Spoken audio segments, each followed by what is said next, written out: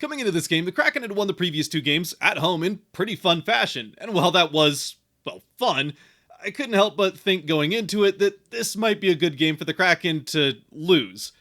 Still keep it close, play a respectable game, a nice, close loss to a very good team that you can still hold your head high that you put out a good effort and kept it tight against one of the NHL's best.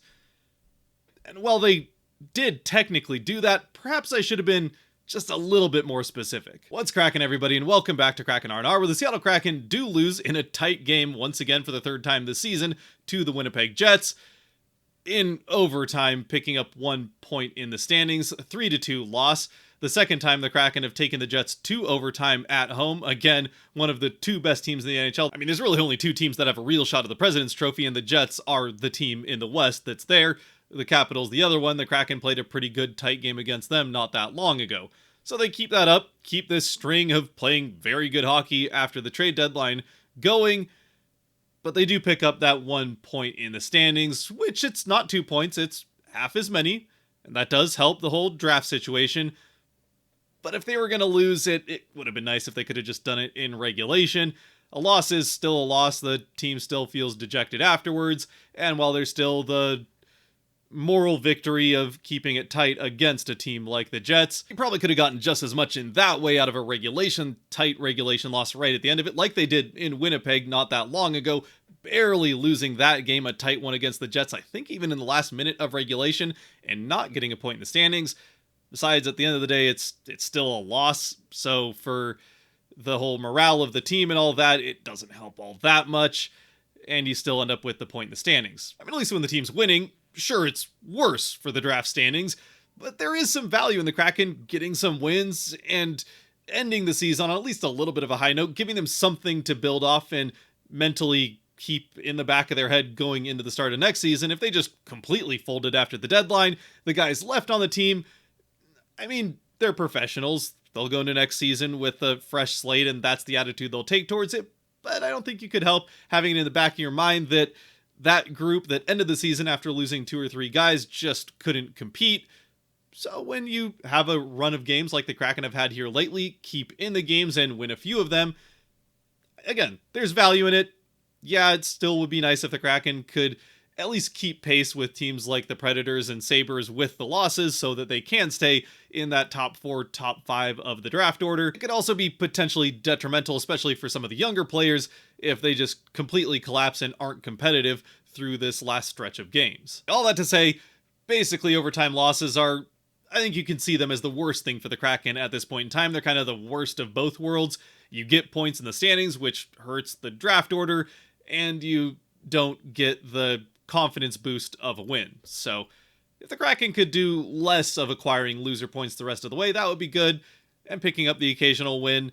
While I understand people wanting the tank to really get rolling, it isn't the worst thing, especially for the confidence of these younger players and the development of them at the end of this season that they can build off in the offseason going into next year, where the Kraken, if they want to be competitive, definitely need some of these younger players to have that step forward going into the start of next year. But as for the game itself and some details on how we got there, how do we get to that overtime loss and that 1 point in the standings, well, for the Kraken, they send out a fairly similar lineup to last time. It's still Shane Wright centering the fourth line, and again, they did in the third period find him a couple of shifts up with his normal line to get his ice time up. Going into the third period, he had under 8 minutes of ice time, and they managed to get him up to above 14 minutes, which isn't nothing.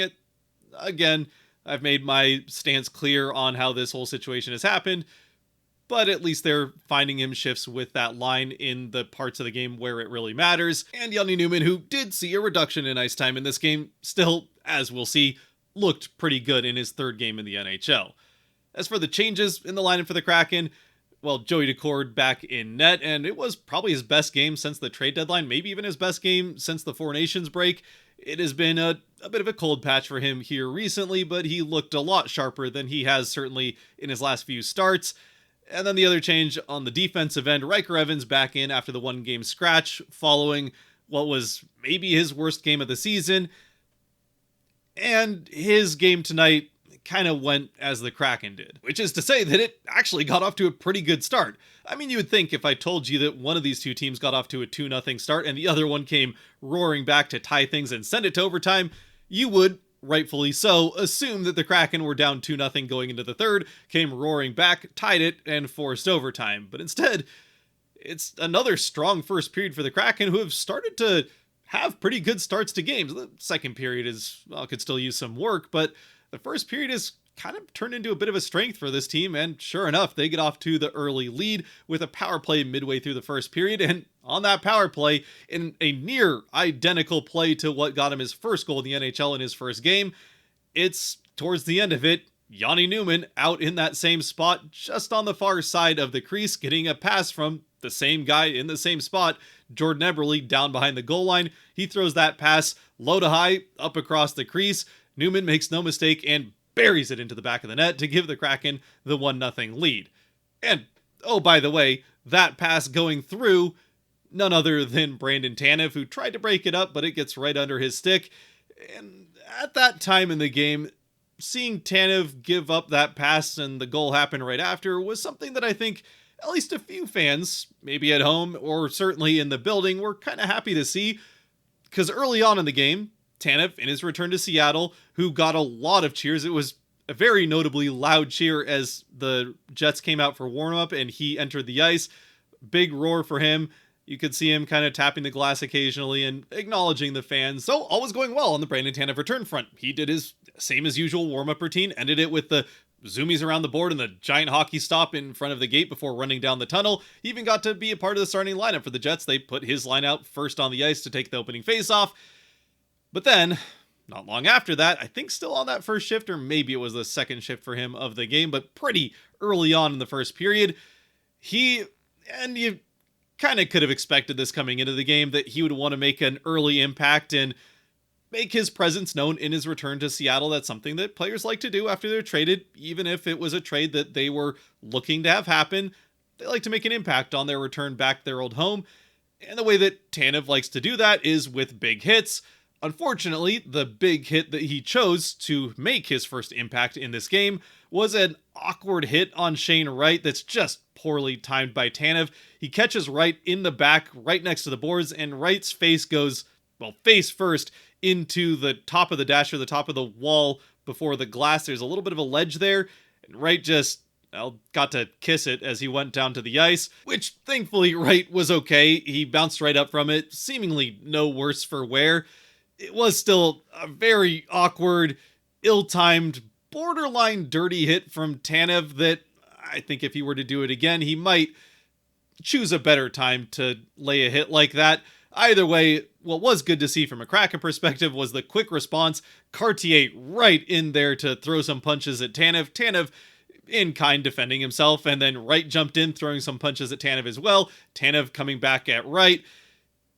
Again, not maybe the return that Tanev was envisioning when he got out on the ice. I don't know, it's Brandon Tanev. He is a little bit chaotic, so maybe that's exactly what he was looking for, to really rile things up right out of the gate.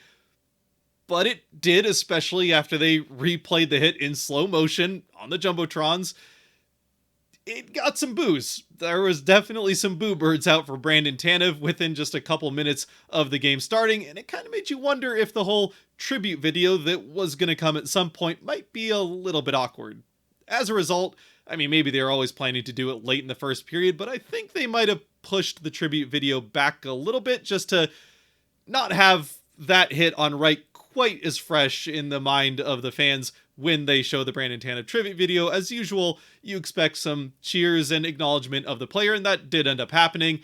Had they done it at the commercial break not long after that hit, it would have been interesting to see what would have happened. And I mean, if Wright had actually been hurt on the play and left the game, it would have been very interesting regardless of when they played the video to see how Kraken fans responded, especially given that just seeing the hit, even knowing that Wright was okay, they were happy to boo one of their old favorite players in at least that moment anyway.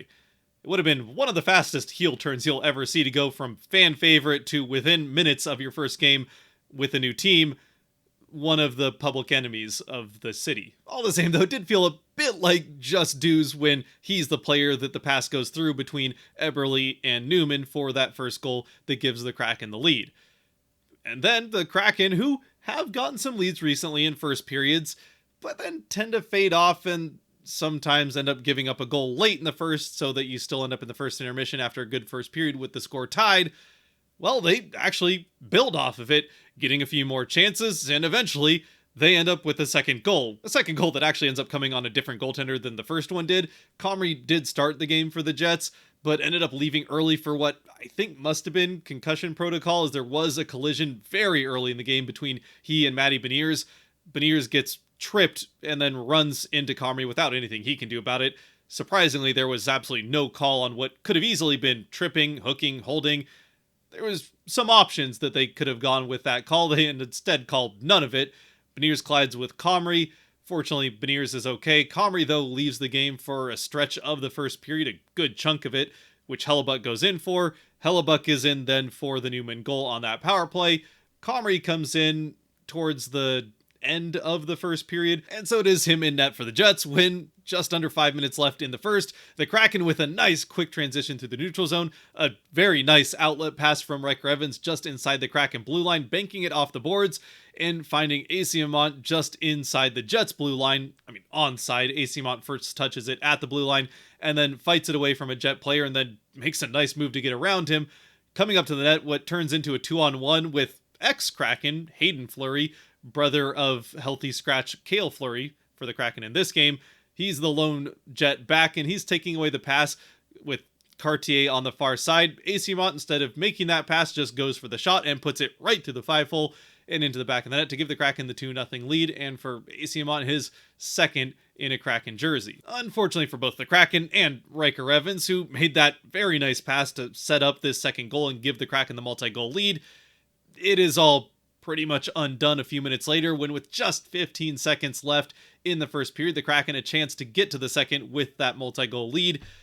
It's a shot from well out up by the blue line that Decord sees coming all the way and is able to make the save, but he isn't quite able to freeze it all the way, so the puck does dribble out to the side with the rebound, and unfortunately, Riker just lost track of Perfetti, who does get behind him. He's the lone player then by the side of the net where this puck drops to. He picks it up and just taps it into the net behind Decord. Yeah, I mean, if Decord is really on his absolute A game, which, again, like I said, he was pretty sharp in this game, probably his best since that 2-week break for the Four Nations tournament. This is one that you usually would see him freeze and not give up a rebound, but all the same, you expect your defender to be at least on that guy and challenging him for that rebound when it does happen. Unfortunately, Evans just, like I said, loses track of Perfetti. He taps it in, and with those 15 seconds left, the Jets pull back to within 1, with the score 2-1 going into the intermission. And with the Jets having that to build off of going into the intermission and then into the second period, where they're still one of the best teams in the NHL, meanwhile the Kraken are one of, if not the absolute worst team in the NHL in the second period specifically, well, I think we all kind of knew where this was headed. The Jets do end up tying it. But it's really not as bad of a second period as you might have expected, especially given the opponent and what we've come to expect from the Kraken in this middle frame. They really hold their own for the first half of the period. The Jets don't tie the game until we get into the back half of the second. The Kraken had hardly allowed a chance on goal through the first 10 minutes. They hadn't really gotten any of their own. Generally speaking, the first 40 minutes of this game was pretty low event, aside from the Tanev hit and a couple goals here and there in the first. The second period was especially low event. Eventually, though, the one event that does happen, the Jets end up with a breakaway, and again, it's kind of on Riker Evans. He's part of a Kraken press in the offensive end, but Kyle Connor, one of the best forwards in the NHL, reads the play well that the Kraken get a shot on goal, but it bounces out to one of his teammates, and as soon as he sees that bounce go to his teammate, he breaks down the ice into the neutral zone, and Evans is just a little bit too slow to respond. He just goes skating backwards at first, then by the time he realizes that Connor is getting past him and turns around, it's too late. Kyle Connor's one of the faster players in the league.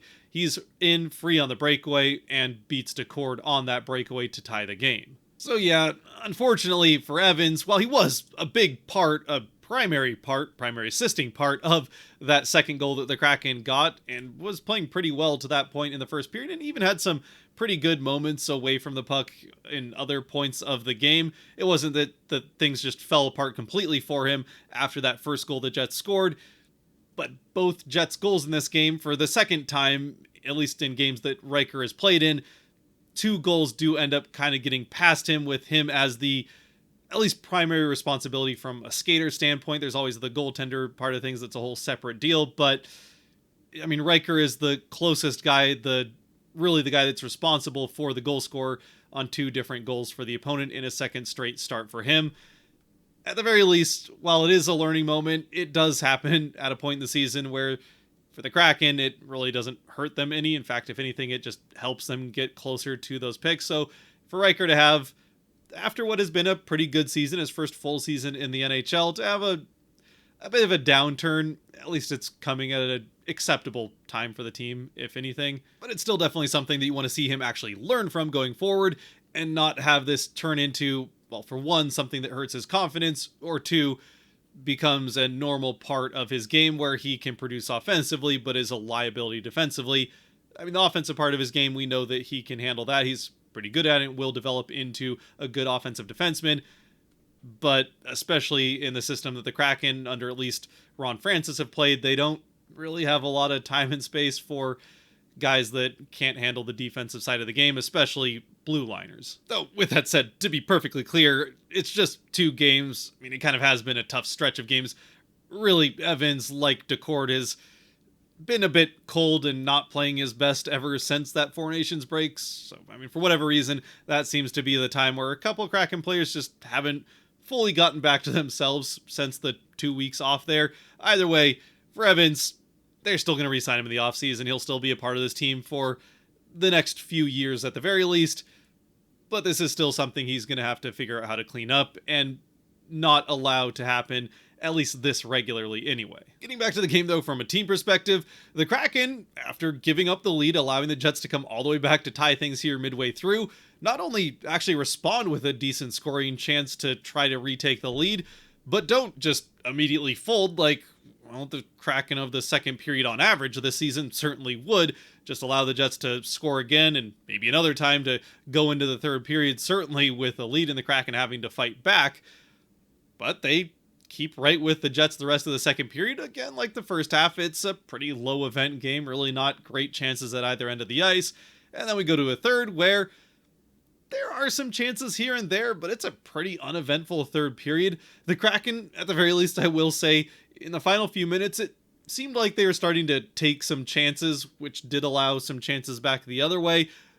But it was at least nice to see that they weren't necessarily just turtling up and playing for overtime. If anything, they were playing to try to end it one way or the other in the last few minutes of regulation, but that doesn't happen, and we do head to overtime. And in overtime, well, for one thing, the Jets do start with a player back kind of by the blue line, at least behind the face-off, so if the puck does go back towards their net, the Kraken can't just jump it, take it in, and score in 4 seconds. So this does last through the first 10 seconds of overtime. The Kraken do end up with the puck, though, and keep it for pretty much the first minute and a half or so of the overtime period. Get a couple of looks. I can't remember if they actually end up with a shot on net, but they had some chances. Eventually, though, with, I think, a shot on net, ends up in Jets' possession. They come back the other way, and not long after they took possession for the first time in the overtime period, they come into the Kraken end, and all three Kraken skaters on the ice. It's Shane Wright, Jane Schwartz, and I can't remember who the lone defenseman is, but they all just kind of get caught puck watching as it's Perfetti that just kind of circling the outside of the offensive end, and they all just kind of watch him as they drift together. Just as they're about to collide in a little triangle of terrible defense, one of them, Jane Schwartz, does end up colliding with one of the three Jets players who's trying to work his way through that clump of all three Kraken. But it does leave the other two to end up with a 2-on-0 chance with Decord, and well, that goes about as well as you'd expect. Perfetti passes it across, and it's tapped into the net. Decord, I mean, makes a pretty good effort to make the spectacular save, but isn't able to. The Jets win this one in overtime. The Kraken don't win, but still pick up a point. And I mean, again, the moral victory of you played a third very good, tight game with one of the two best teams in the league. I mean, it's kind of been a hallmark, honestly, of this team that they play really well against whoever the best team in the NHL is. In the inaugural season, I would say still easily their worst season from just the way that they were playing games. They swept the eventual President's Trophy winners in the Florida Panthers.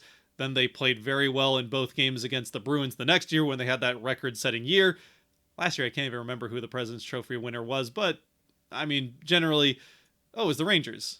They did lose both games against the Rangers last year, but either way, the Kraken, when they're not playing well, have this tendency to play well against the very good teams, even when it would be kind of better if they just found a way to lose in regulation. At the very least, though, once again, it was a fun, tight game to the end, gave you a reason to watch the entire thing, and the Kraken played a respectable game where they didn't just get run out of their own building, and gave the home fans something to cheer about on a couple of occasions.